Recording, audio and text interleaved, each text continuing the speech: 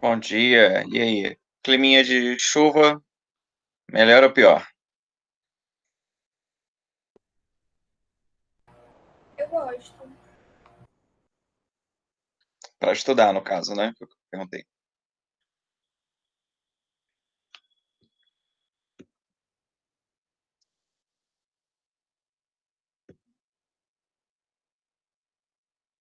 Muito bem. Eu vou precisar de uma ajuda de vocês hoje, tá? É, Em que momento de invertebrados nós finalizamos? Paramos.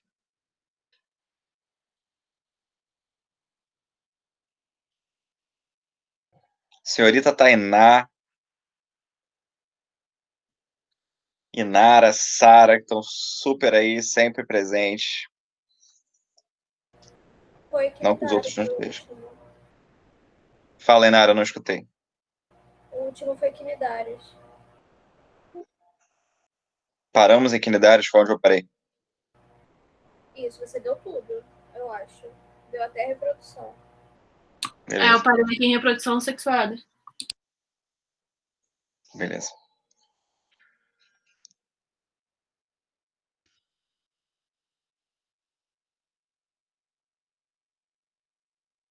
Muito bem.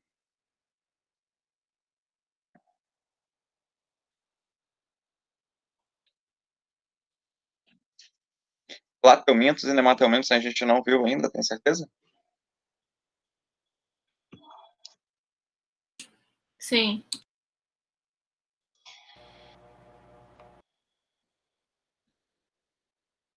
Ok.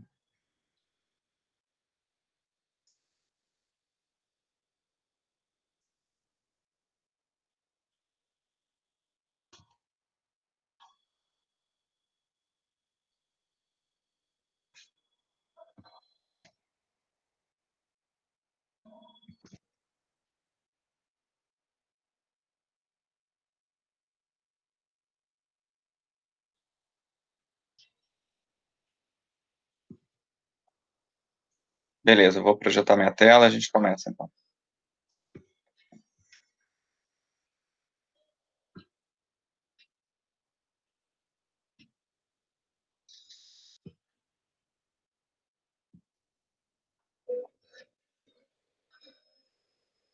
Galera, esse material eu vou ter que precisar passar para vocês,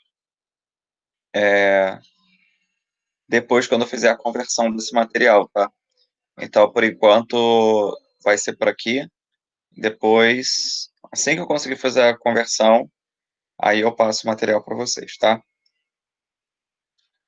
Vou perguntar só uma coisa. Estão escutando barulho de obra atrás? Fora alguém que está cantando?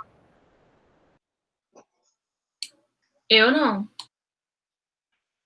Também não. Beleza, perfeito. É porque eu coloquei aqui, instalei um software para retirar ruídos, né? Então, coisas que estão atrás, ele abafa. Eu não sei se está funcionando, né? Tá dando aqui que tá on, mas beleza. Tá com barulhinho chato. Acho que eu consigo lidar com isso. Só não queria que vocês fossem atrapalhadas, e atrapalhado, ou no caso do Caio, de escutar esse som chato. Mas vamos lá. Seguinte. Plateumintos, galera. O próprio nome já diz mais ou menos como esses caras são, né? Eu lembro perfeitamente do meu professor de biologia no ensino médio me ensinando. Plateumintos, vermes achatados, né? Então, eles têm um aspecto de fita.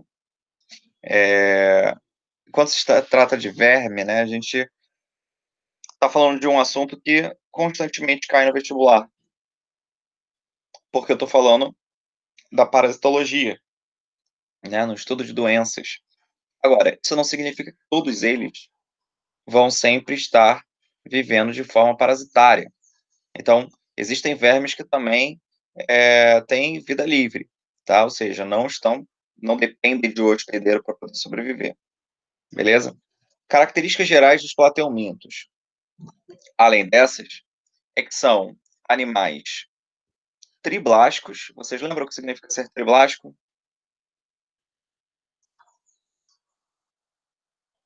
É o cara que... Possui três folhetos embrionários. Pode repetir, Tainá, que eu falei junto com você? Desculpa. Possui os 3 folhetos embrionários. Boa, quais são? Endoderme, ectoderme e mesoderme. Perfeito, é isso aí. Muito bem. Então, lembra, porífero não tinha tecido. Quinidário era diblástico. Plateuminto é o primeiro triblástico. Beleza? Então, já tem uma informação muito importante, né? Além disso, esse cara é acelomado. O que significa ser isso? Não tem celoma. Mas o que é celoma? Celoma é a região, tá, embrionária que vão formar as cavidades internas do corpo do animal, do humano também. Mas para o cara que tem celoma, né? Para o cara que não tem celoma, ele não tem essa divisão das partes internas do corpo.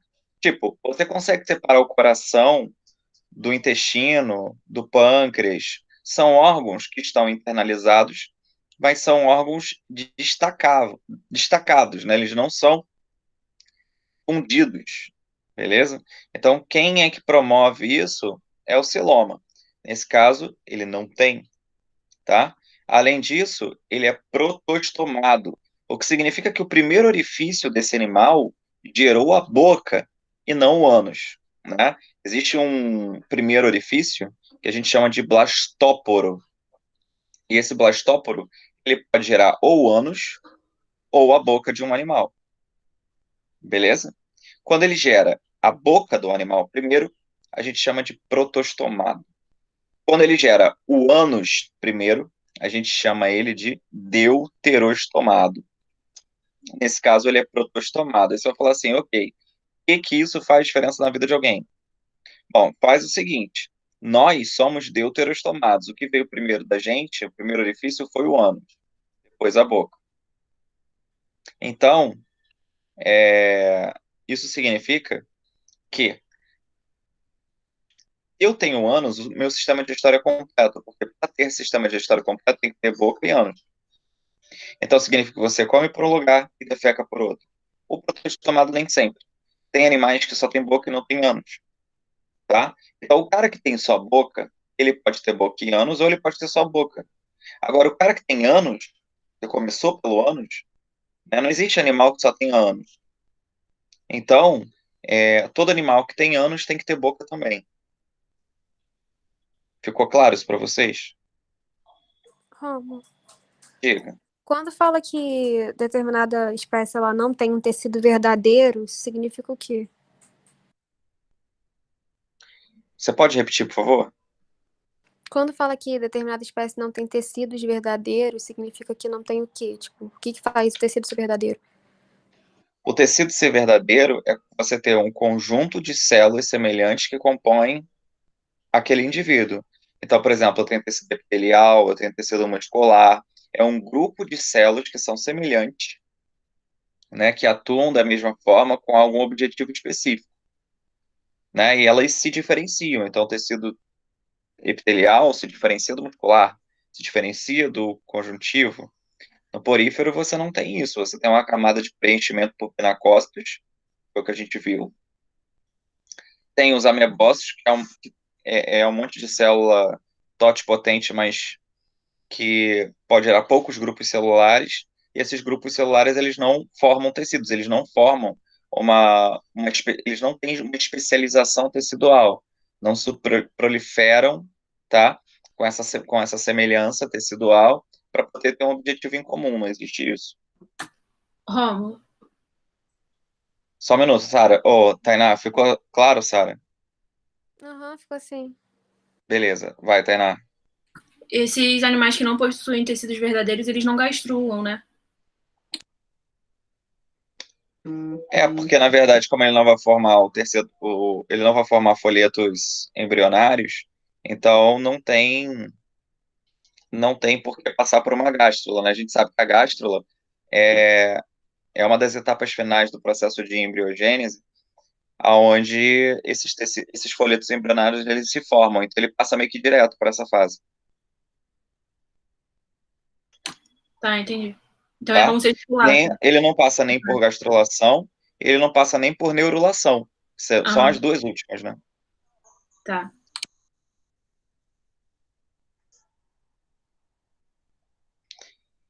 Mais alguma pergunta? Só uma pergunta, no caso das plantas, o tecido é verdadeiro? Sim, você tem diferenciação. Quando a gente chegar na aula de reino plantar, você vai ver na aula específica de histologia vegetal, você vai ver que existem as células totipotentes e que elas se diferenciam, né? A gente chama de meristema fundamental, as células totipotentes das plantas. E aí, depois que elas se diferenciam, né? Você tem dois tipos de diferenciação em planta, que é o tecido primário e o tecido secundário. Então, ela deixa de ser um meristema fundamental, né? Que é a totipotente, para se diferenciar num tecido primário. Esse tecido primário, ele é do jovem, é o broto ainda, digamos, e depois ele sofre, na maturação, ele ainda sofre uma outra diferenciação, que ele vai formar os tecidos secundários, e é por isso que é muito comum você ver em prova xilema e floema primário, xilema e floema secundário, porque é relacionado a esses dois tipos de diferenciação que a planta tem ao longo da maturação dela. Mas isso a gente vai ver numa aula específica para isso. Ok? Tá bom, obrigada. Beleza.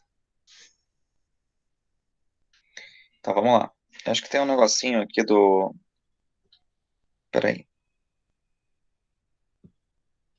Do ocultar ali para tirar, não ficar incomodando vocês. Muito bem. Então, olha só.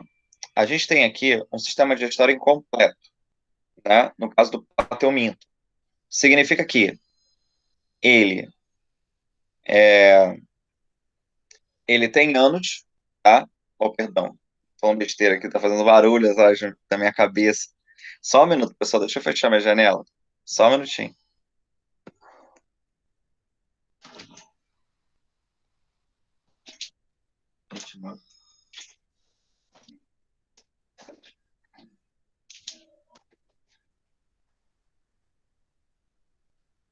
Ó, agora sim.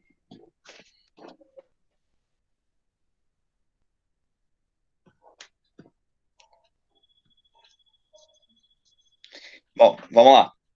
O sistema digestório desse cara é incompleto. Como eu falei, ele é protostomado. Então, ele tem boca, tá?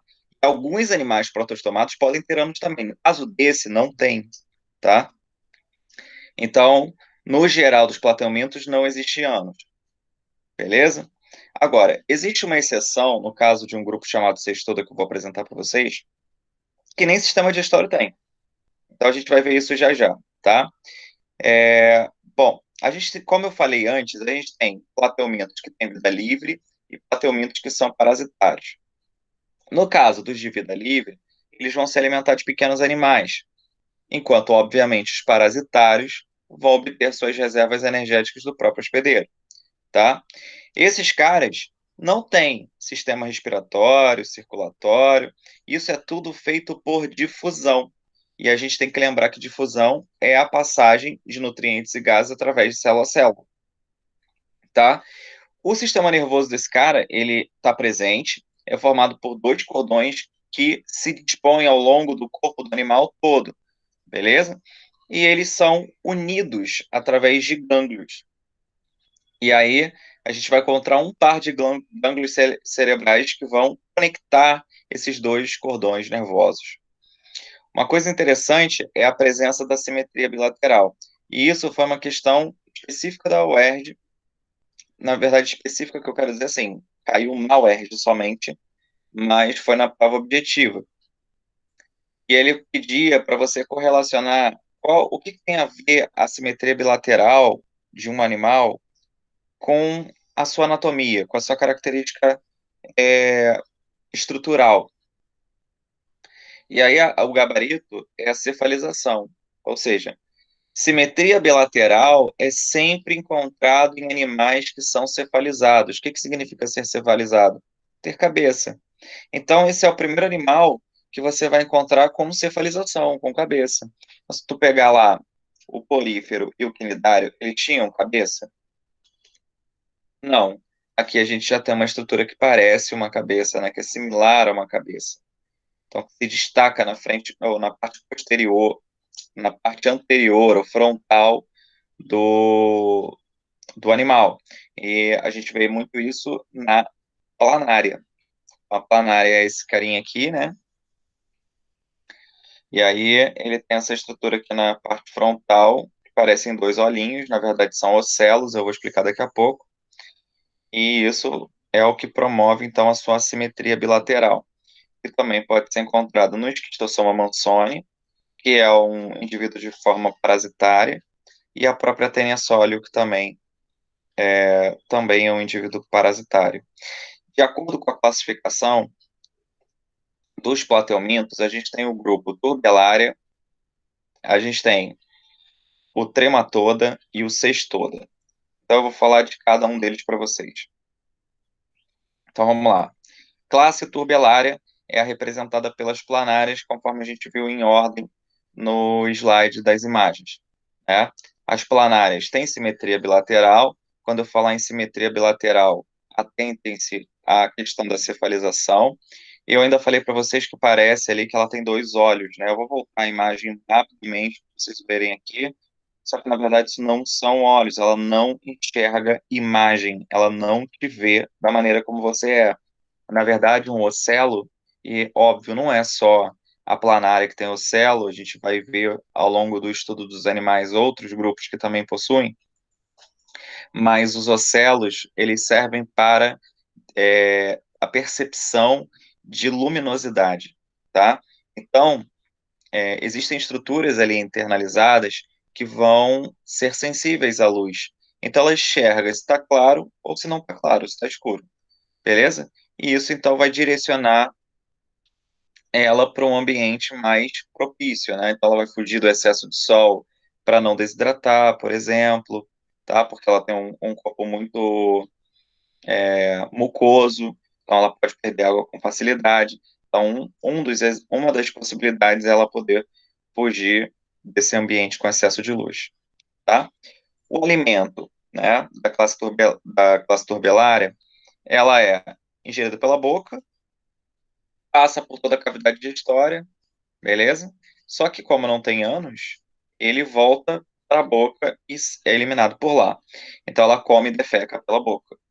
E aí, você já caiu em prova? Já. Perguntando o quê? Qual é a consequência disso para um animal? Né? Comer pela boca e defecar pelo ânus, e comer pela boca e defecar pela própria boca, qual é a consequência? Bom, a consequência, galera, é que eu tenho uma menor eficiência do processo digestório quando o animal come e defeca pelo mesmo lugar. Porque ao mesmo tempo que ele está tendo que colocar alimento para dentro, né, alimentos ricos em nutrientes, ele está eliminando alimentos, né, que já foram digeridos, na verdade, restos alimentares, que não têm nutrientes. Então, ele acaba reingerindo uma parte daquilo que estava sendo liberado. E aí, como existe uma capacidade, uma limitação da capacidade digestiva desse animal, então ele acaba diminuindo a eficiência da digestão e da absorção de nutrientes. Aí você vai falar assim, porra, mas por que ele faz isso se não é uma coisa legal? Não, não é uma coisa legal do ponto de vista de quem? Nosso, porque manter bilhões de células como a gente mantém, não daria para viver dessa forma. Agora, se tu pegar uma planária que é extremamente simples do ponto de vista tecidual, né? Ela não tem necessidade, né? Elas conseguiram evoluir através desse mecanismo. Tá? Ter anos não é uma coisa simples. Significa você ter um tecido, né? Não é só o intestino puramente. Você vai ter que te especializar em intestino delgado e intestino grosso, você vai ter que ter reto, até chegar ao ânus. Então, são vários tecidos ali que você vai ter que compor e órgãos, e, por exemplo, a presença de bactérias internalizadas. E talvez esse cara não tenha um sistema imune para poder conseguir garantir a regulação, né, o controle das bactérias internas. Existe, então, uma grande variedade de fatores que vão limitar esse cara a desenvolver, tá, de, esse tipo de estrutura. Alguma dúvida até aqui, pessoal?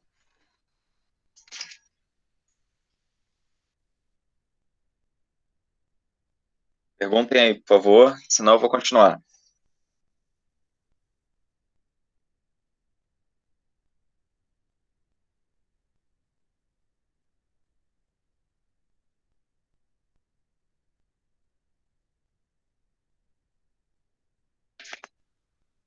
Bom,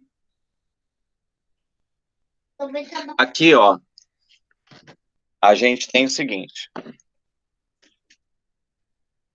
Isso daí é a anatomia de uma planária, tá? O que eu consigo retirar daqui? Primeira coisa, a gente consegue ver a parte interna, os dois cordões nervosos, né? Dá para ver também ali que o intestino dele, né, compõe basicamente a parte medial do corpo todo do animal. Conseguimos ver também nessa imagem o seguinte, a parte reprodutiva dele fica próxima da cabeça, então olha ali o ovário, é basicamente na divisão do corpo com a cabeça,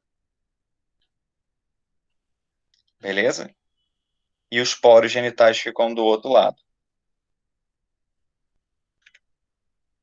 A reprodução dos turbelários, da seguinte forma.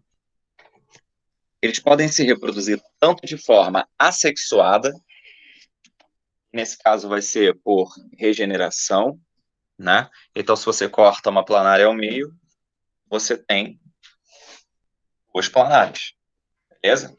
Então, esse cara consegue se reproduzir dessa forma. Ele também tem a reprodução sexuada, que é a reprodução dependente de gametas, beleza? No caso da reprodução sexuada, a gente vai ter uma fecundação cruzada, porque esses caras são hermafroditas, beleza? Então eles vão trocar gametas e ambos vão sair fertilizados ali, fecundados, tá? Após isso, a gente vai ter zigotos que vão se desenvolver e formar novas planárias. O desenvolvimento nesse caso é direto. Eu não sei se vocês sabem a diferença de desenvolvimento direto e indireto, mas desenvolvimento indireto é quando tem fase larval. Quando o desenvolvimento é direto, é porque o indivíduo jovem, ele não sofre metamorfose, ele tem as mesmas características do indivíduo adulto, beleza?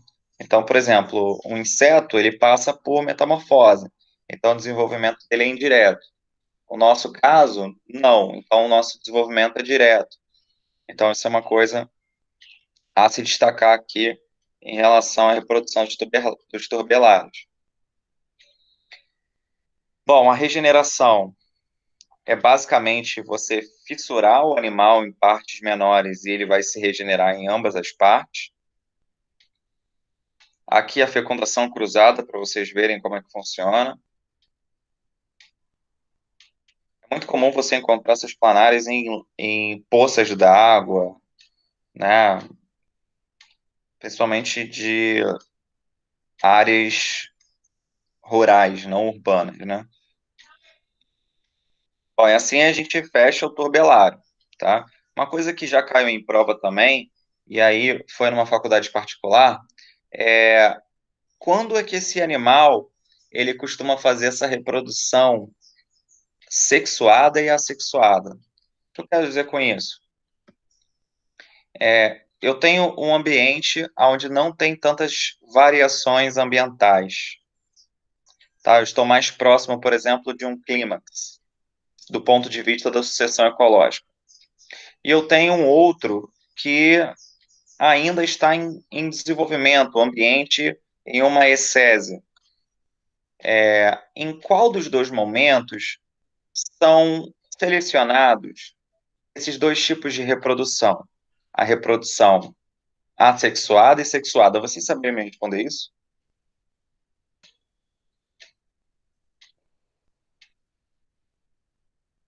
Sexuada num ambiente instável? Por quê? Para ter variabilidade genética, uma melhor adaptação, de repente? É isso aí. Perfect, é isso aí, tá certo. Já foi questão de prova. Mais alguma pergunta sobre tubelar? Eu posso ir para trematoda.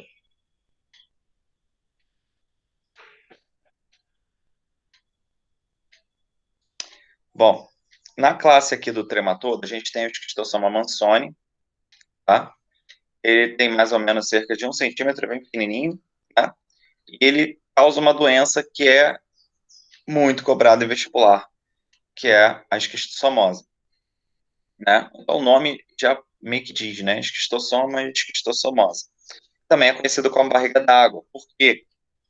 Porque ele causa vários edemas internos, principalmente nos vasos sanguíneos que irrigam o fígado e o baço, tá?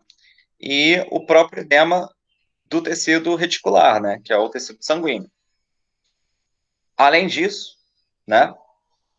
Como você tem excesso de líquido no sistema, na circulação, né, no sistema circulatório, você acaba também tendo um excesso de edema no sistema linfático, beleza?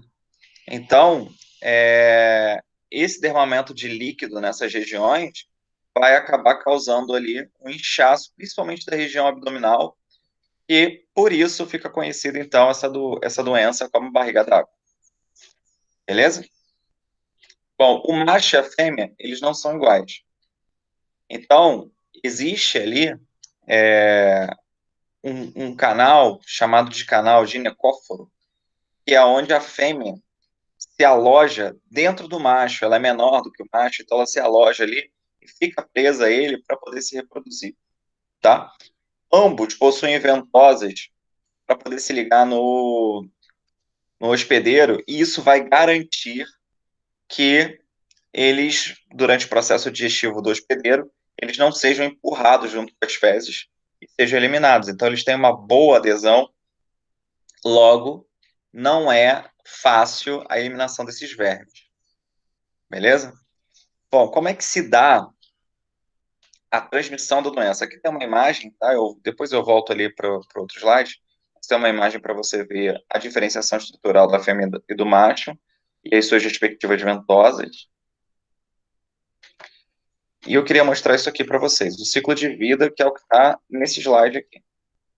O que mais cai em prova quando se fala de parasitologia é ciclo de vida. Não tem outro, não tem outra. Ou é ciclo de vida ou é classificação do grupo.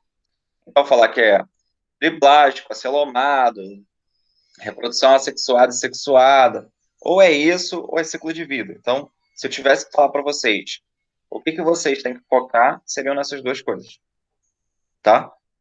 Então, eu tenho aqui, como que é a transmissão disso?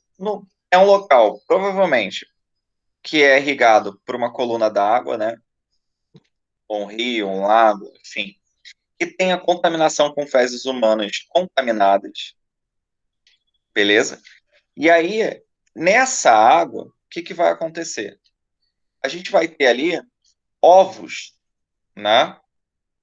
Que vão ser eclodidos dentro dessa água e vão ser transformados, então, ativados em larvas, que são chamadas de miracídios. E esses miracídios, eles vão encontrar um caramujo, tá? Esse caramujo, ele é do gênero, né? A gente chama de Bionfalaria.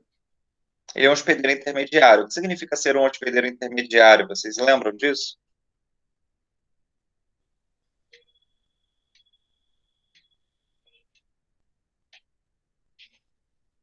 Onde tem Fala, Sara. onde tem a reprodução sexuada?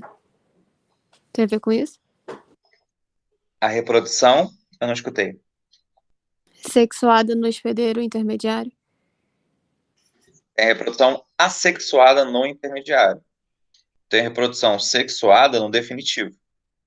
Ah, tá bom. Beleza? É exatamente isso. E aí o hospedeiro intermediário não costuma sofrer com a doença. Então, ele serve de quê? Ele serve como um reservatório da doença, pessoal. Ou seja, o caramujo, ele vai receber essa larva e ela vai ficar se proliferando ali dentro, tá?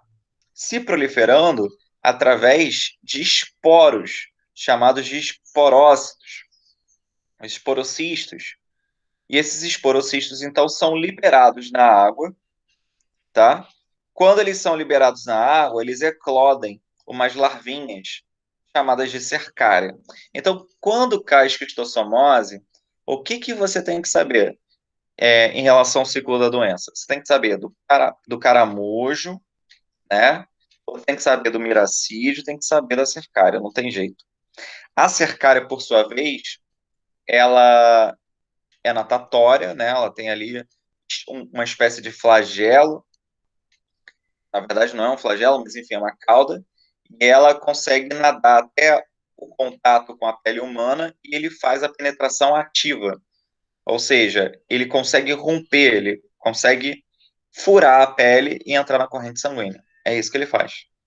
E aí, uma vez na corrente sanguínea, ele vai começar a se dividir até parar no intestino, se desenvolver lá e assim por diante. Tem uma imagem, então, de uma pessoa cometida pela tossomose, perdão, e do lado a gente tem um exemplar de um caramujo do gênero Bionfalaria. Bom, quais seriam as medidas profiláticas? Tratar os doentes, né? Melhorar as condições socioeconômicas do local, utilização de redes de esgoto, fossas sanitárias para impedir, né, o contato dessas fezes o, com a coluna d'água, né, que a gente está trabalhando, ou seja, rio, lago, que for. Educação sanitária, conscientização também. O combate ao caramujo é uma possibilidade. Existe uma área da biologia chamada malacologia, que é a galera que trabalha com a eliminação desses caramujos, tá? E, obviamente, evitar contato com lagos contaminados, mas nem sempre você vai saber que está contaminado, né? Então, na real, pede-se para que você não entre na água em laguinhos rasinhos sem estar utilizando uma bota. Tem muitas casas, né? E ainda tem riacho que passa atrás, as pessoas tomam banho ou pescam ali. Isso não é interessante do ponto de vista da parasitologia. Por fim, a gente tem a classe Cestoda, aonde a gente também vai encontrar dois grupos. Na verdade, isso já é falado na parasitologia, né? Mas a gente está vendo grupo a grupo, então acaba falando das doenças que são muito cobradas. E aí, no caso do Cestoda, a gente tem os dois parasitas humanos ali do intestino humano, que é a Taenia solium e a Taenia saginata. No caso da Taenia solium, é a tênia, né? Ou seja, é o plateuminto encontrado na carne do porco. A saginata é aquela encontrada na carne do boi. Beleza? O nome de ambas, né, as doenças causadas ali, é chamado de teníase. Então, a gente não tem um nome específico para a doença da tênia do porco ou do boi, tá? Muito bem. Bom, o porco e o boi, por sua vez, não contraem a doença, eles são somente recipientes, né? A gente chama de reservatório. Então, ali você só tem a proliferação da tênia e nada mais, não tem a doença. A doença, então, é quando você consome a carne crua desses animais. Só que a carne do porco, ela é muito mais gordurosa do que a carne do boi. Então, é muito mais difícil você conseguir verificar a presença a olho nu desse parasita. E é muito por conta disso que a gente tem uma educação para tomar muito cuidado com a carne de porco. Então, provavelmente alguém da família de vocês, ou vocês mesmos, já pegaram o costume de evitar comer carne de porco em qualquer lugar que você vá, né? Qualquer churrasco de algum lugar que você coma no meio da rua, o podrão da vida, porque é muito perigoso nesse sentido, tá? Da presença de tênia e não dá para ver real, tá? No caso da saginata, ainda é um pouco mais tranquilo, porque na carne vermelha fica um pouco mais evidente. Mas, para um leigo, ele vai achar que aquilo ali pode ser uma gordura e, na verdade, é uma tênia, tá? Bom, Muito bem, pode falar. eu tava até conversando com a minha mãe um dia desses sobre isso, sobre a Só tá carne um de pouquinho porco. baixo, não sei se é só para mim, Nara.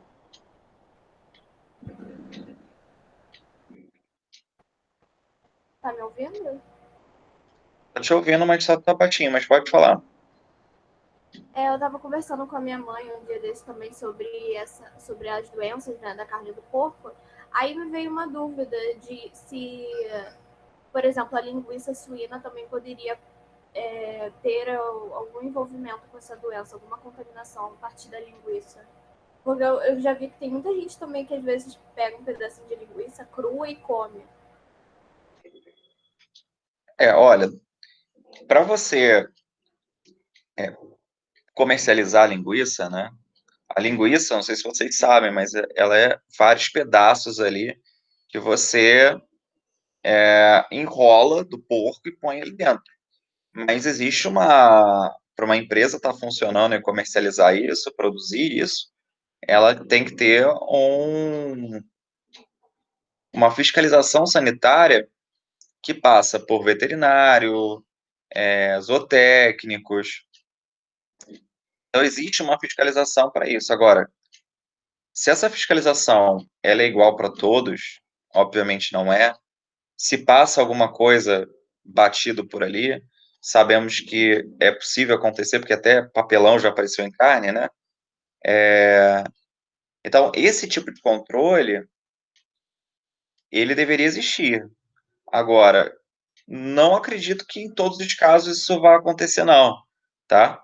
Então, é possível que a pessoa que come carne crua, principalmente linguiça, ela está se arriscando mais, sim, do que uma pessoa que come uma carne, principalmente de porco, muito bem cozida, né? Porque evita, porque aí no caso as tênis elas acabam morrendo com o excesso da temperatura.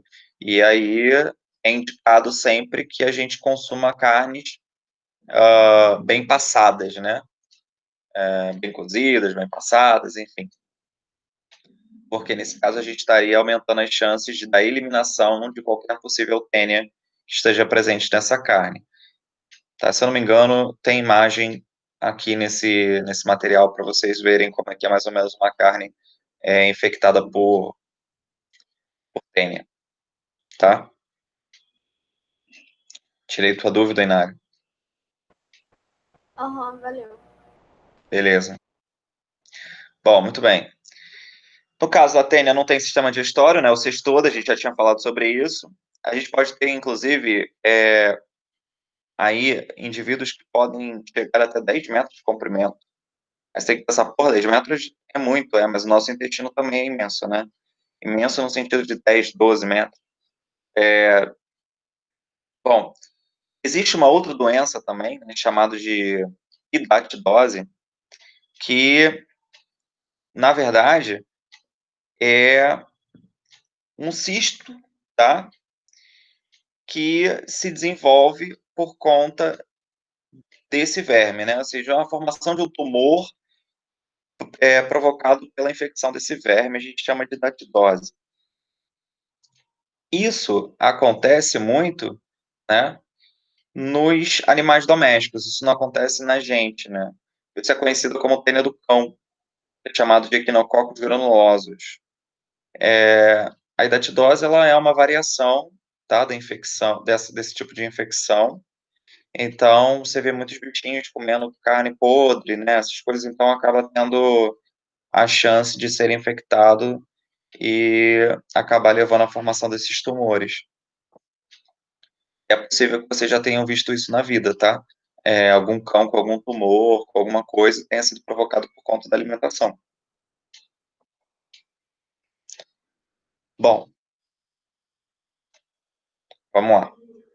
Em relação ainda à estrutura anatômica das tênias, elas possuem também ventosas, tá? Então, no caso aqui, a gente vai chamar de escólex, que é a região por onde ela gruda no intestino humano. Beleza? No caso da tênia sólea, você tem ganchos e ventosas. No caso da saginata, você só tem ventosa. Então, isso vai indicar para a gente que a saginata ela ainda tem menor capacidade de adesão do que a sóleo.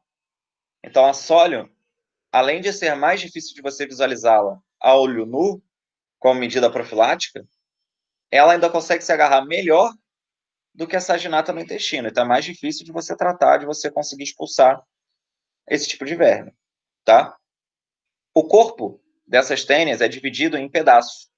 Cada pedaço é igual ao outro. E a gente vai chamar esses pedaços de proglótides, tá? Cada proglótide vai ter suas próprias estruturas reprodutivas masculina e feminina. Então, ela meio que independe da outra. Então, é muito comum um verme desse, né, ele ser rompido ao meio, porque as fezes empurraram ele, esticaram, e aí eles foram rompidos. E isso não vai fazer com que o animal esteja morto ou pare de se proliferar lá dentro. Ele vai continuar se proliferando. Essas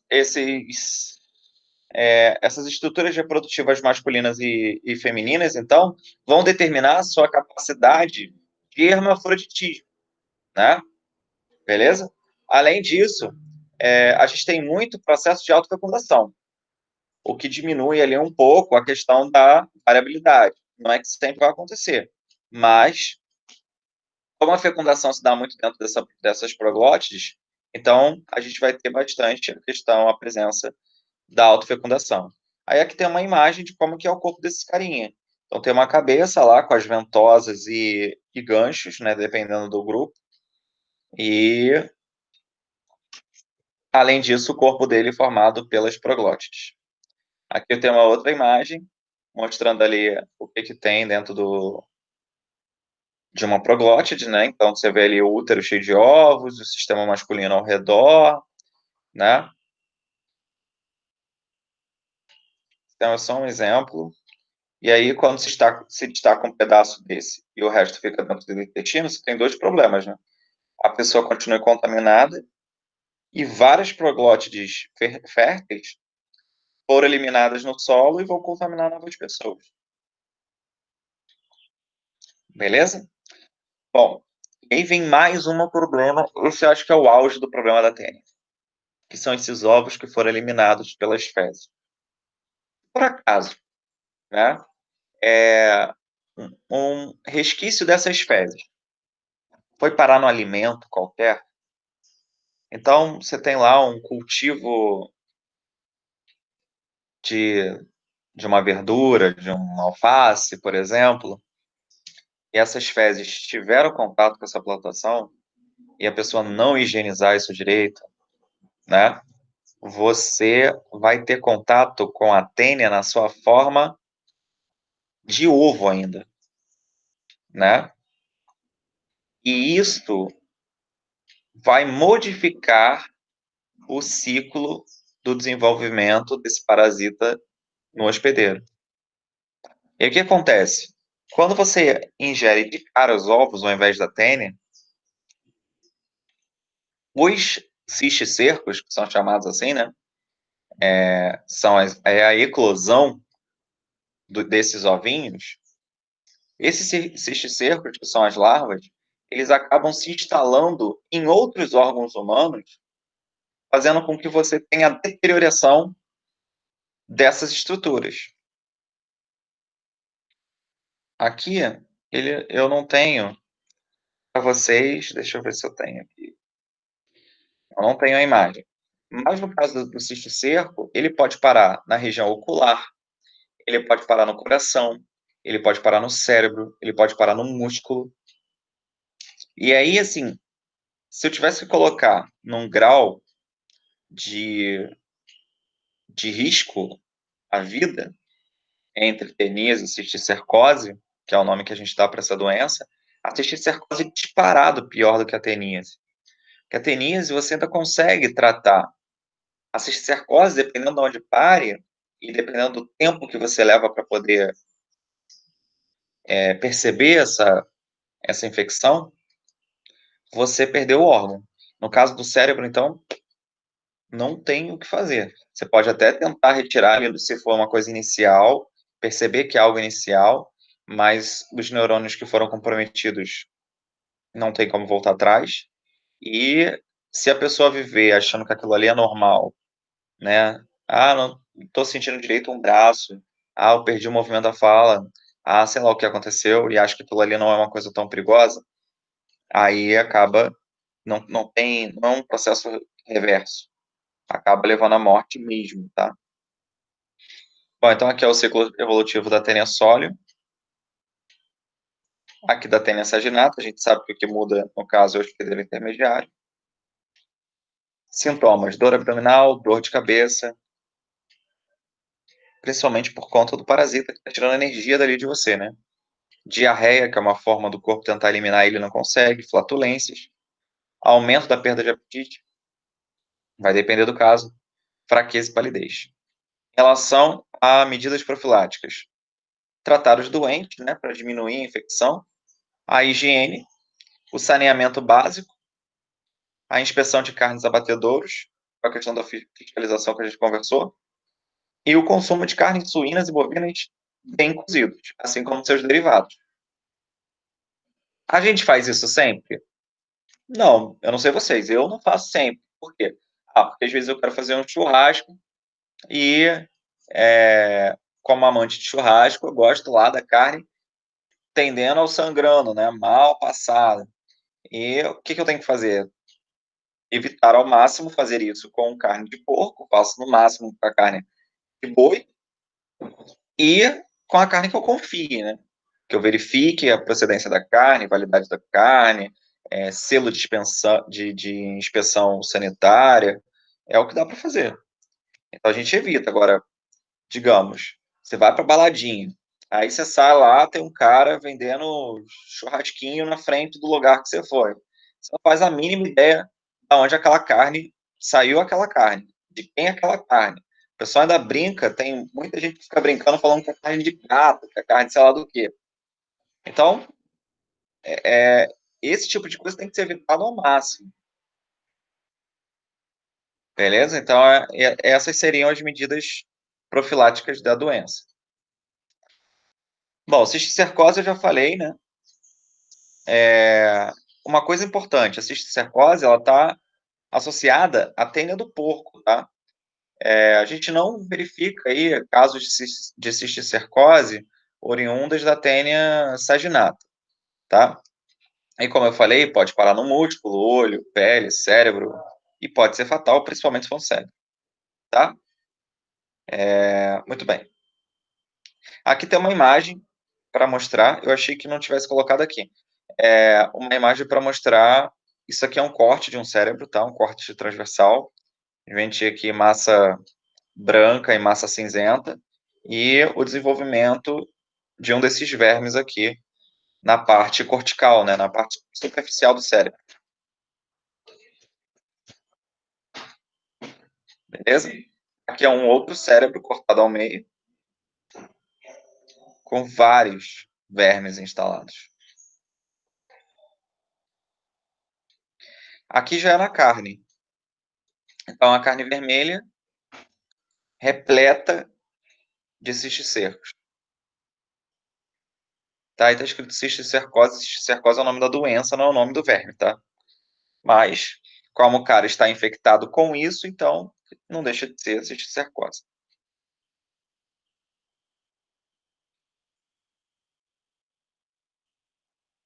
Dúvidas?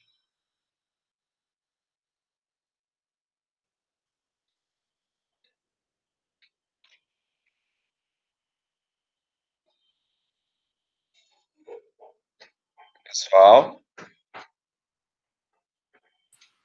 Tudo bem. Tá tudo tranquilo.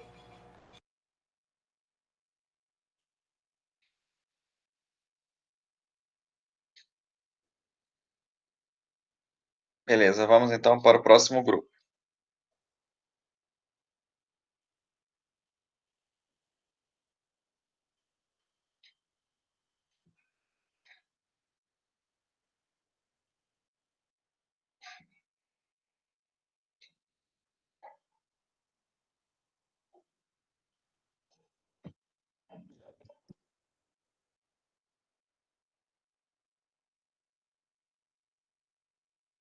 Esse daqui,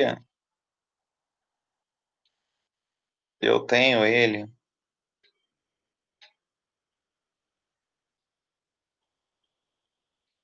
para entregar direto para vocês. Mas se alguém quiser ir acompanhando pelo material, eu vou colocar agora. Então, peraí.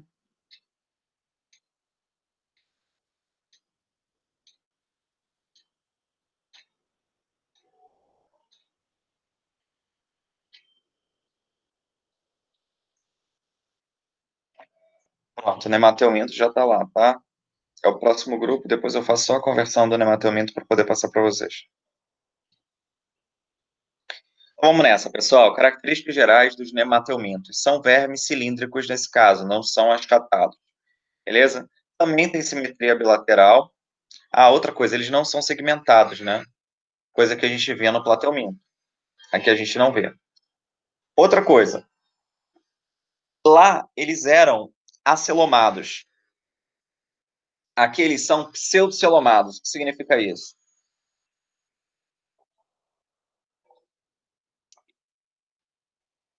Esses caras, eles possuem um falso celoma.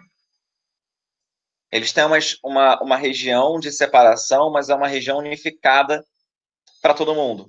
Não é uma divisão total das partes internas. É uma divisão unificada. É uma divisão para todo mundo ali, uma partezinha fica internalizada e tem uma separação e o restante fica tudo para fora. A gente vai ver isso mais para frente. O sistema digestório desses caras é completo. Então, ele tem boca e ânus, beleza? Muitas vão ser de vida livre, no entanto, outras vão ser parasitárias, podem ser parasitárias, inclusive, de plantas. Tá? Muito bem. Como esses caras podem ser parasitários, e o corpo deles não são formados por proglótides, então não são pedaços, é uma coisa só, então se um pedaço dele ser destacado, todo o restante vai sair junto, né? Ou o restante vai morrer. Então, eles possuem um revestimento externo de corpo muito resistente, tá? O alimento é ingerido pela boca, sai pelo ânus, beleza?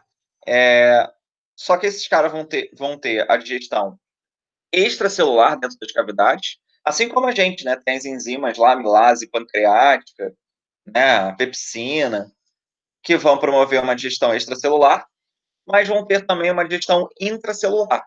Significa que parte vai ser feita dentro da própria célula. Beleza? Muito bem. Outra coisa, esses caras, eles são dioicos, que significa que tem sexos separados. Então, tem um macho, tem uma fêmea, e esses caras são diferentes. Só que, nesse caso, não é o macho que é maior. Aqui, no caso, quem é maior é a fêmea. Beleza? E a reprodução, ela é sexuada, ou seja, formação de gametas. O sistema respiratório existe, coisa que a gente não viu no último grupo. Se dá através, né, de difusão pela epiderme. É rudimentar? É, mas é um processo, né? Está evidente, está ali. O sistema cardiovascular é ausente. O sistema excretor, ele é formado ao longo do corpo do animal, que parece um formato de H, que a gente fala que é tubinho H. Eu vou mostrar para vocês. Então, ele coleta tudo ao longo desses dois tubos e depois joga para o meio desse Hzinho, tem um orifício, que é por onde ele vai expelir todos os excretas que foram produzidos ao longo do corpo do animal. O sistema nervoso é formado ali por um anel nervoso próximo à boca, né? Ali a faringe, e tem um cordão, né, nervoso que parte dali para poder fazer com que esse animal se movimente e também vá atrás dos seus nutrientes.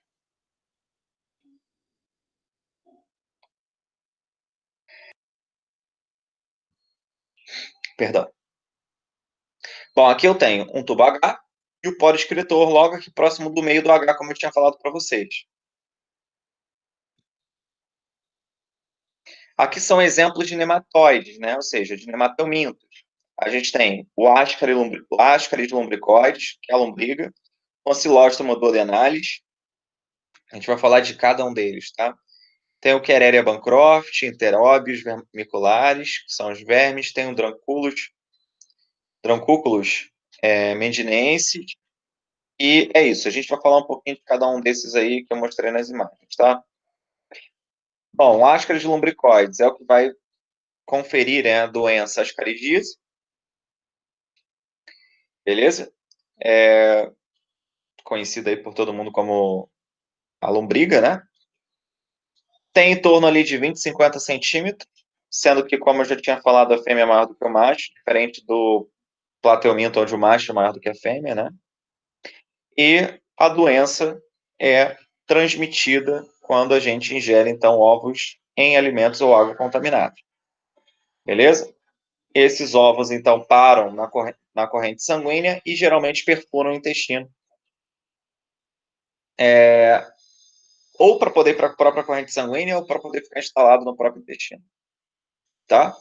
Algumas vezes é possível que eles se desloquem para regiões tipo do pulmão, e aí voltam para a faringe, onde são engolidas e fazem o mesmo trajeto, tá? Até chegar ao intestino e se desenvolver lá. Isso promove, né, como sintoma, cansaço, porque você está disputando alimento com verme, dores abdominais e até emagrecimento. Algumas situações você pode ter obstrução intestinal, e aí, nesse caso, você tem que ter intervenção cirúrgica. Bom, como é que eu faço para combater a escaridíase? Higiene, beleza? Além disso, medidas sanitárias que evitem o contato com as fezes.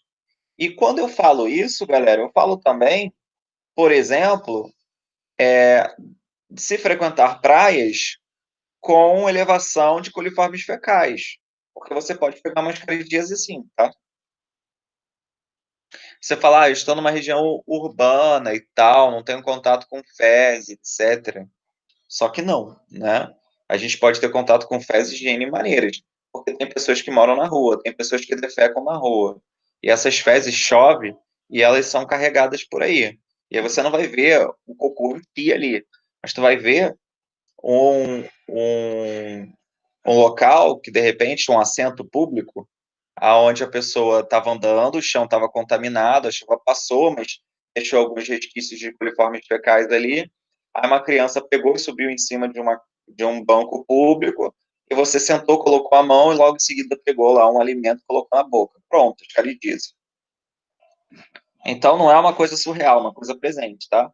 Então, por exemplo, teve agora um derramamento de esgoto absurdo ali na Praia da Barra, né, no PP, e tinha muita gente, mesmo estando em pandemia, eu estou falando isso porque eu corro na praia, então, muita gente ali tomando banho, né, algumas pessoas tomando banho na praia, mesmo com contaminação. Então, isso também é uma via, uma porta de entrada para esse tipo de parasita.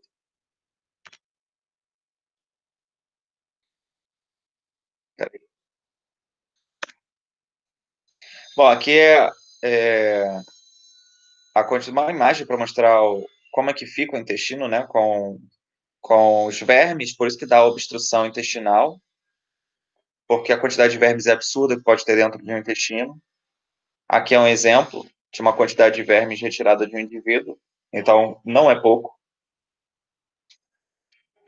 Uma coisa interessante é que quando você chega num período do dia, mas para o final do dia, né, à noite, a pessoa vai dormir, esses vermes, eles diminuem a quantidade de glicose, né? Que a glicemia diminui quando está dormindo. Então, os vermes costumam sair do ânus e buscar glicose em outros hospedeiros. Então, por exemplo, se você tem 3 irmãos que dormem juntos,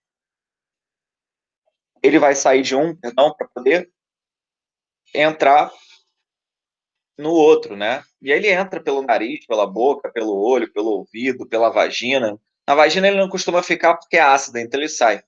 Mas ele entra inclusive pela cavidade ocular. Existem registros de entrada de verme pela cavidade ocular. E aí é só para mostrar o quão grave é essa doença, tá? Se não for tratado. A gente tem aqui um ancilóstoma do... Alguém ficou com alguma dúvida até agora? Quer perguntar alguma coisa? Perdão, tá seguindo.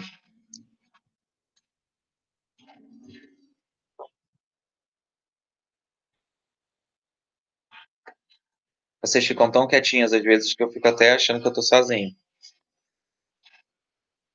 Tudo certo por aí?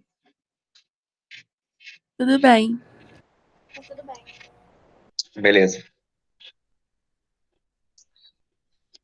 Bom, ancilóstoma duodenalis, pessoal, causa o que a gente chama de amarelão, ou também conhecida como ancilostomose. E aí, esse cara é bem menor, tem 1 centímetro mais ou menos, e vive no intestino também. A maioria dos indivíduos vivem no intestino porque é onde tem um monte de glicose ali, né? Você fez a digestão, então tá rico em nutrientes e é por isso que ele vai querer ficar ali. Ou na própria corrente sanguínea, né? Porque se a glicose não está no intestino, ela está sendo absorvida pela corrente sanguínea. Então são os 2 melhores lugares para um parasita querer ficar. Ok? No caso dessa doença, você também tem a eliminação dos ovos através das fezes de um indivíduo contaminado, só que aqui você tem a penetração, né? Ou seja, você tem a entrada ativa, né, da larva quando o indivíduo está andando descalço, por isso que andar descalço não é uma boa ideia, tá? Principalmente se estiver no lugar que está contaminado, a gente não vai saber, então é melhor não andar descalço em locais que não tenham o mínimo de higiene possível, tá? Então aqui é só para vocês verem a eclosão do ovo, né? O cara tá lá nas fezes, isso vai contaminar o ambiente, e aí ele tá andando, outras pessoas ali próximas estão andando descalças, a larva, então, faz a penetração ativa na pele. Isso sempre cai no vestibular,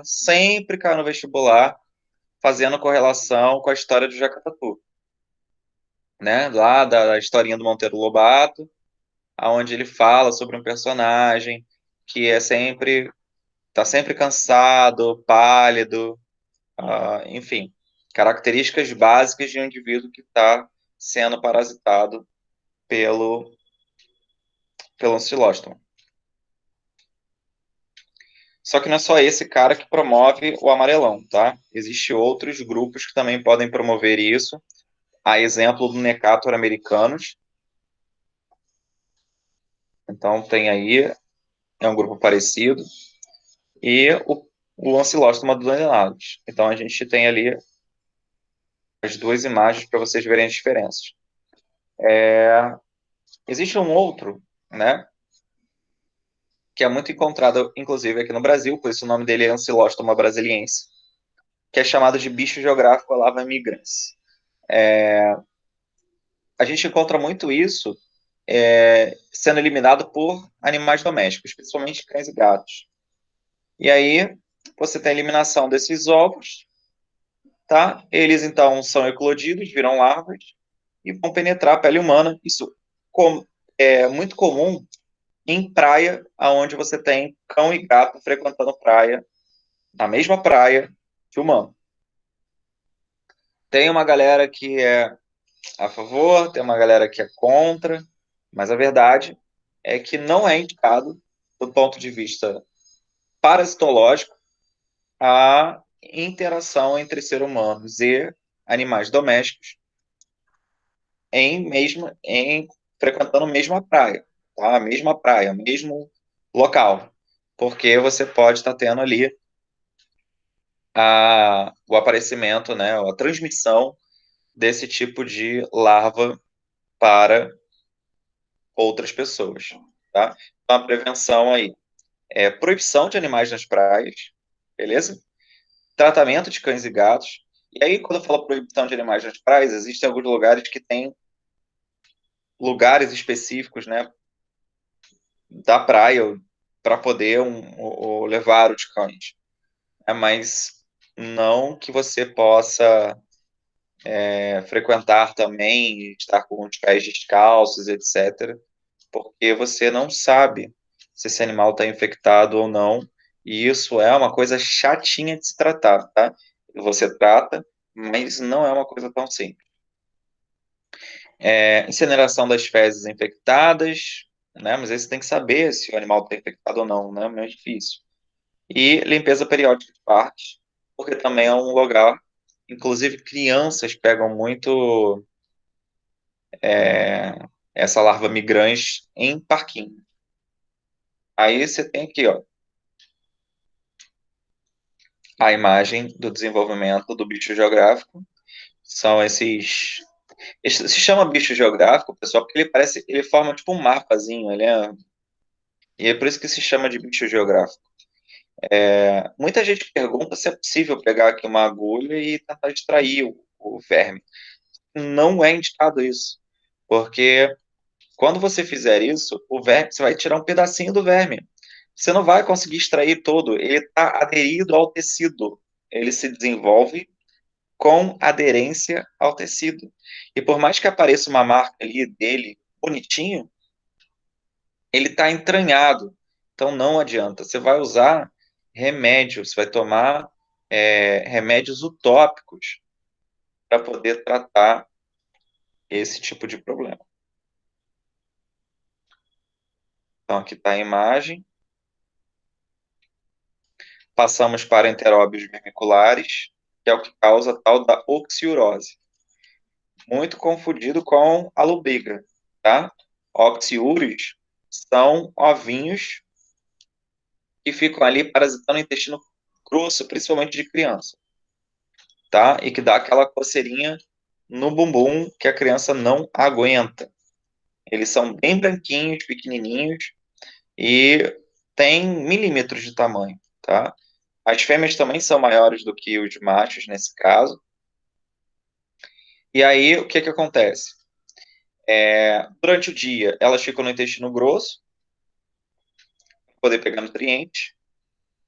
Quando é à noite, elas vão para a região anal, assim como as lombrigas também fazem, tá? E ali, só que nesse caso, elas vão para lá para poder depositar seus ovos, para a criança poder infectar novas pessoas, para poder proliferar a espécie, ok? Só que esses ovos têm gancho. Eles são ovos com gancho. E aí o que acontece? Quando a criança acorda e vai andar, a região anal está cheio disso. Então ela anda e fica sendo fincada pelos ganchos dos ovos.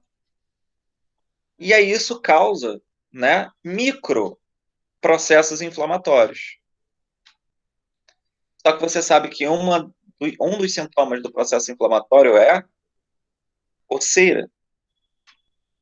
E aí, por isso, a criança vai lá, o indivíduo que tiver com oxiurose, ele vai colocar a mão lá no ânus e vai ficar coçando. Só que aí, quando ele coça, ele traz isso para a mão, né? Perdão. Ele traz isso para a mão, e aí, quando ele traz isso para a mão, ele vai infectar objetos, ele vai infectar outras crianças, né? Ele vai pegar um biscoito lá na hora do intervalo do colégio e vai oferecer para o coleguinha. É isso que vai acontecer. E aí, imagina a quantidade, qual o perigo de uma criança com oxiurose, né, numa creche da vida. É potencial risco de contaminação de todo mundo, beleza? Então, peraí, o telefone tocou. E aí, essa imagem mostrando os enteróbios vermiculares, ali na região anal. Bom, e tem... Pode falar, Inara. Né? Não escutei. Eles são visíveis a olho nu. Na verdade, você tem uma imagem aqui, o enteróbio você consegue verificar, tá? No caso dos ovinhos, eles são menores, são essas manchinhas brancas, então são mais difíceis de você conseguir ver a olho nu, tá?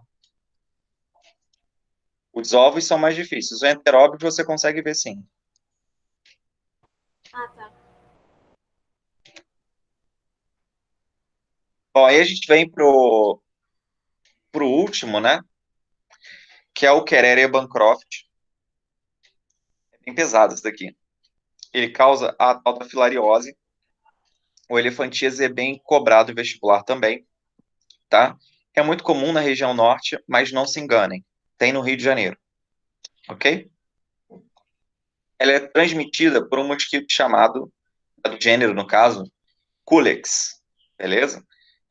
A gente não tem registro do Aedes aegypti transmitindo filariose, mas não é comum o Culex no Rio de Janeiro, mas existem pessoas com filariose no Rio de Janeiro. Então, não vão te cobrar isso no vestibular. Tem que saber que é o Culex que faz isso. Mas saibam que isso também está presente aqui, tá? Bom, o que acontece nesse caso? Quando o mosquito pica o indivíduo, né, ele vai, então, depositar as larvas da filária na corrente sanguínea do hospedeiro. Essas larvas param no sistema linfático e ali eles começam a fazer a sua reprodução sexuada, liberando novos ovos. E aí isso define que esse cara é um hospedeiro definitivo. Lembra disso, né? Esses ovos, né, eles vão eclodir e vão se desenvolver em larvas lá no próprio sistema linfático, causando uma série de edemas nessa região. E é por isso, né, isso acontece muito nos membros inferiores, membros superiores, e pode, inclusive, na mulher, se desenvolver nas mamas, e no homem se desenvolver nos testículos. Ou seja, é uma doença de extremidade. Beleza?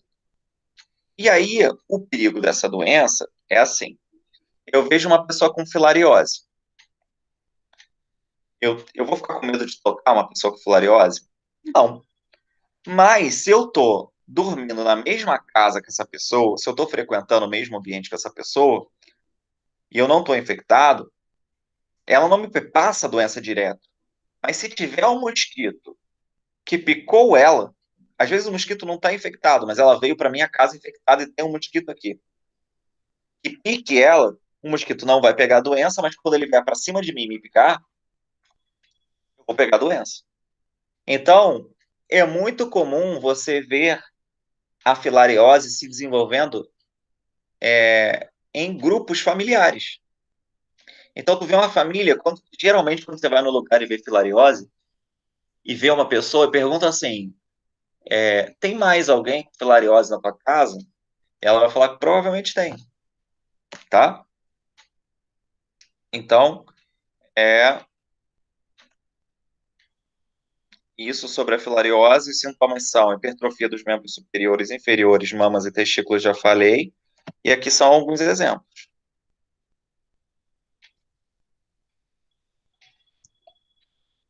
Beleza?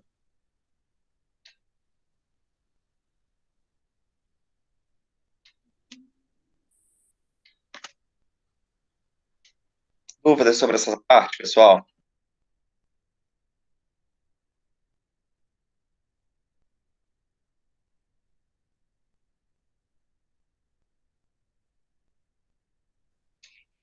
Ninguém?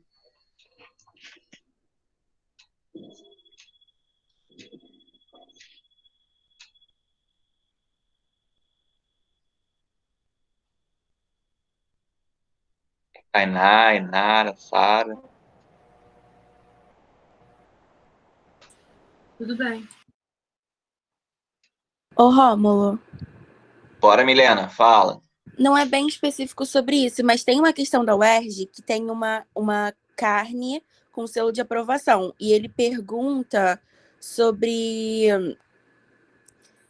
a parasitose e o hospedeiro intermediário. Só que, assim, tem mais de uma doença que é transmitida por carne bovina. Como é que eu vou saber? Você tem essa questão aí? Tenha. É interessante que você me passe para eu ler, porque ele pode estar colocando. Você falou que é da UERJ, né? Isso.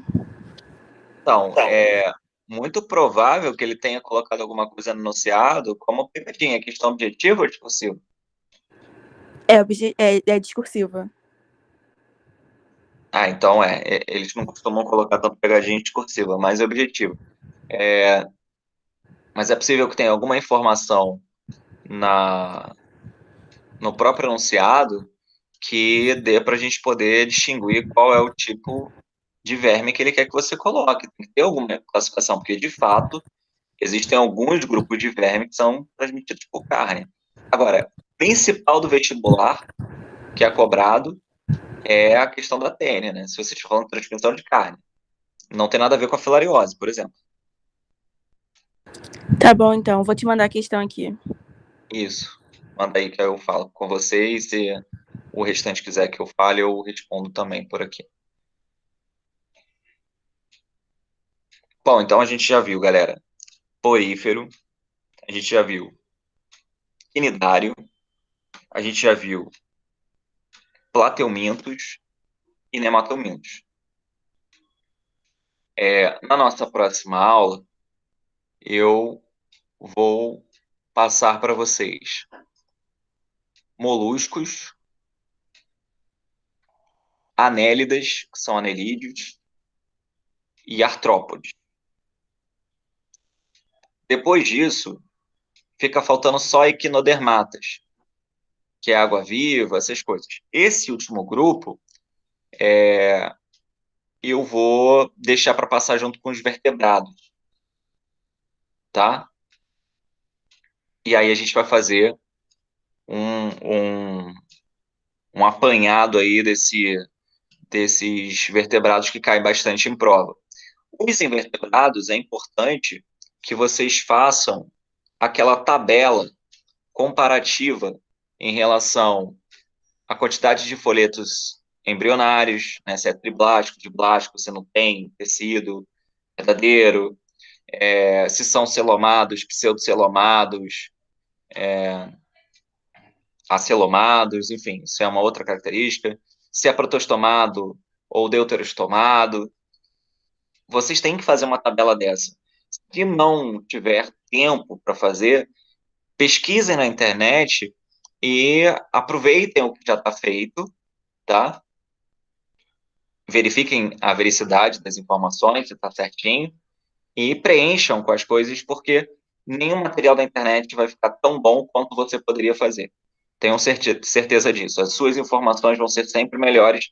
As pessoas que fazem isso não colocam na internet. Então, está na internet é sempre um início para você utilizar ali como ferramenta inicial, tá?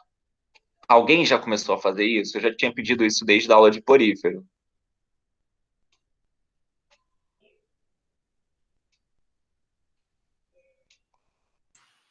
Eu tenho, mas, tipo, separada, a parte de embriologia, expressão. Sim, eu queria pedir para que vocês me mostrassem isso para eu poder contribuir de alguma forma, né? Ampliar, aprofundar um pouco, se já não tiver totalmente aprofundado, né? E, inclusive, os outros colegas da turma podem ver. Eu vou falar, olha, esse material que a Tainá está muito bom, galera. Então, tentem fazer se inclinando nesse caminho que ela fez. Ou, sei lá, a Júlia, o material da Júlia está muito bom, tentei fazer da maneira como a Júlia fez. Ou, de repente, o material da Tainá está ótimo, mas faltou algo que a Júlia tenha colocado.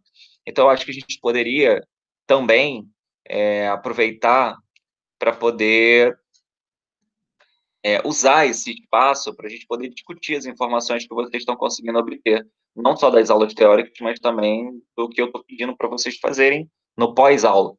E quando se trata dessa parte de taxonomia, não tem jeito. A gente tem que fazer uma tabela comparativa, porque dificilmente vocês vão conseguir lembrar de tudo isso simplesmente decorando, porque são informações, saber que um plateuminto é triblástico e que um quinidário não é decoreba. Não, dificilmente a gente vai conseguir racionalizar isso, tipo, colocar, não, eu tenho que entender que ele tem isso por alguma coisa.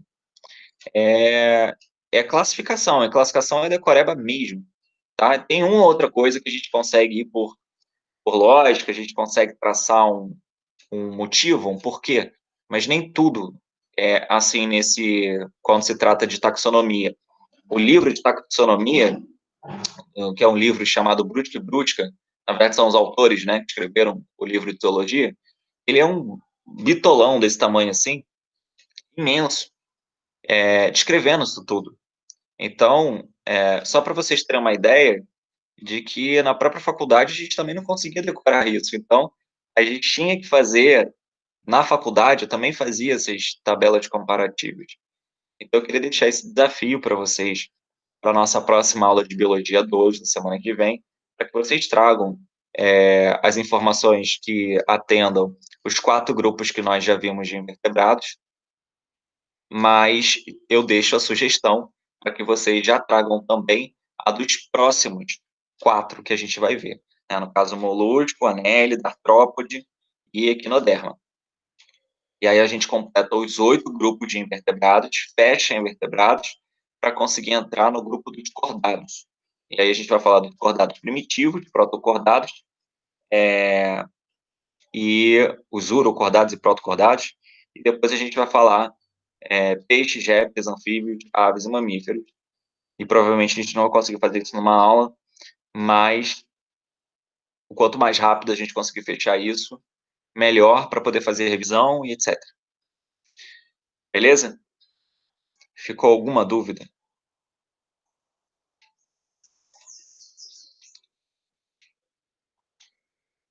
Podemos fazer isso, então, na próxima aula, eu pedir para vocês apresentarem, ver como é que está o andamento dessa construção. Sim.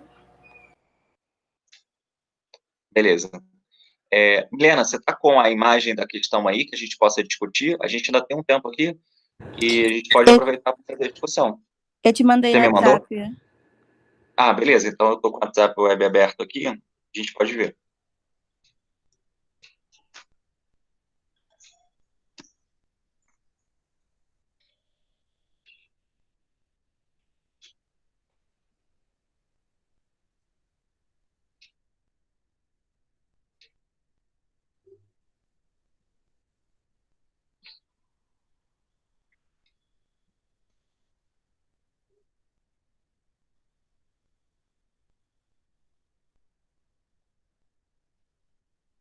Eu vou projetar a tela para vocês verem aqui comigo, tá?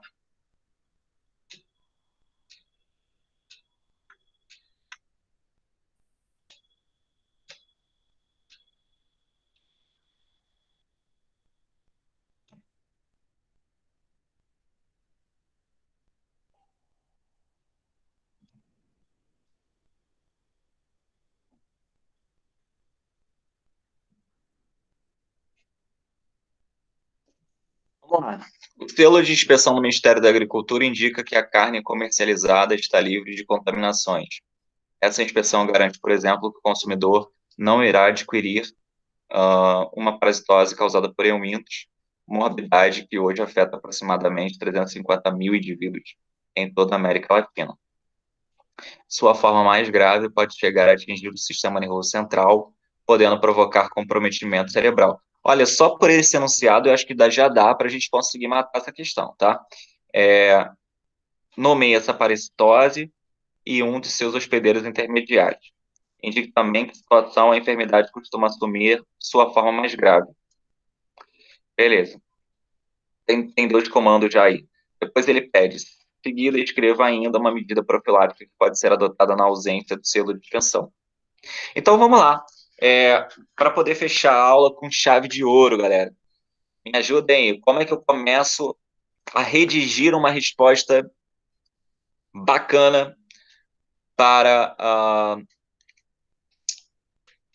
a banca da UERJ, quando ele pede nomeie essa parasitose e um dos seus hospedeiros intermediários?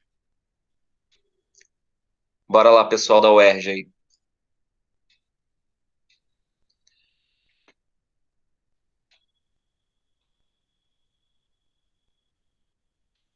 Faz ideia de como mata essa questão? Então, esse negócio da parte do cérebro seria aquela circuncico... Ih, enrolei. Cisticercose. Cisticercose. Então, seria isso. Quando ele fala da forma mais grave, né? A gente sabe que a forma mais grave não é a contaminação pela carne, né? É a contaminação direta com os ovos do animal, provavelmente colocando a mão na boca, com os ovos, em algum lugar que esteja contaminado, ou ingerindo, sei lá, uma alface contaminada. Isso levaria ao processo de cisticercose. Quando é direto da carne, igual tá aí, na verdade, é mais a própria tênia, né? O desenvolvimento da própria tênia, a ingestão dela. E aí, sim, aqui a gente teria, né, a parasitose, né, a doença seria a teníase. Beleza? E aí, quais são os hospedeiros intermediários para a teníase?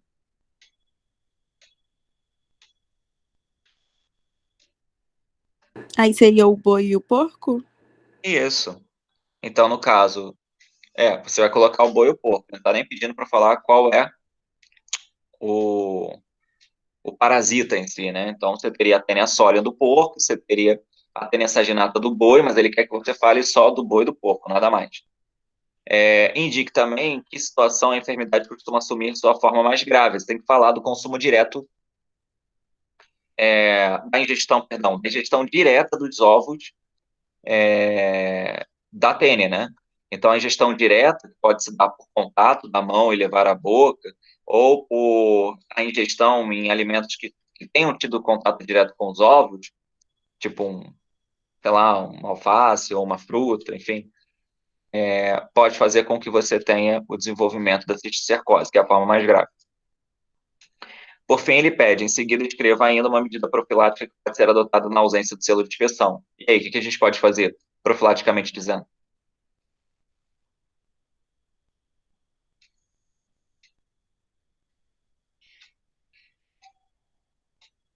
Em relação ao cozimento da carne?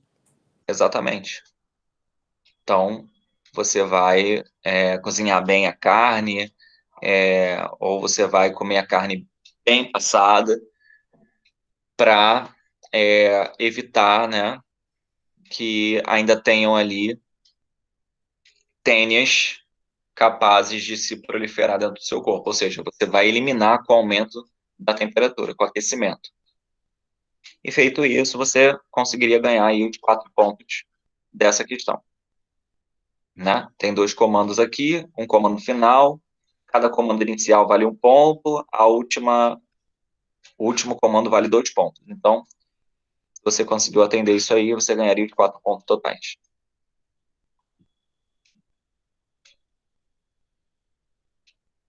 Foi? Ficou alguma dúvida?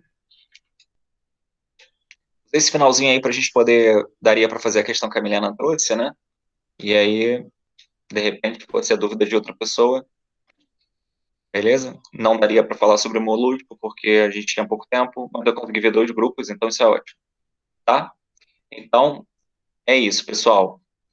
Um ótimo restante de semana para vocês. Qualquer coisa é só entrar em contato comigo. Não deixem de fazer os exercícios de invertebrados e fico à disposição. Beijo para vocês. Valeu.